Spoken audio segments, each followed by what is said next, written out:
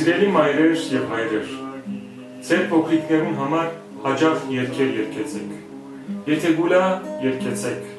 եթե կգերագրեք զինք երգեցեք, երգեցեք նաև քնացուցած ժամանակ,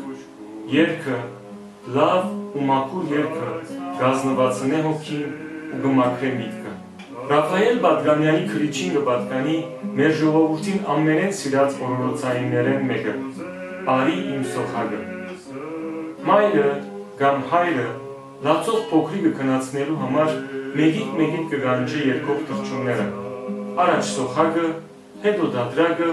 ապեղացակը և գաչարագը։ Սոխագեն կխնդրե, որ դաղերով, երգերով, քուն բերե դղուն աչկերուն։ Դադրագեն կխնդրե, որ ցկե իր ցակն ու քույնը և վույ ցայն հանելով դղուն անուշ քունը բերե։ Ապեղացակեն կխնդրե արդն ու արոդը ցկել և օրորել իր դղան, որ քունի կգարուդի։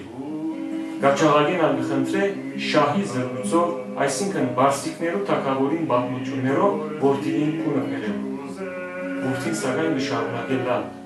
իսկ մայրը բոլոր թռչունները ետ կղրկել։ Սոխագին գսե մի քար, որդիս չուզեր դիրացու թարնալ, դադրագին գսե մի քար, որդիս չուզեր սքավոր թարնալ, ապեղացակին իմ որդին չուզեր ապեղա թարնալ, իսկ գաչաղագին մի քար, որովհետև որդիս չուզեր սոխտակար, այսինքն վաճարական թարնալ։ Ի վերջո, մայրը կգանչե որսի կացած պազեն, թող որսըտ, արի կաչասիրտ պազե,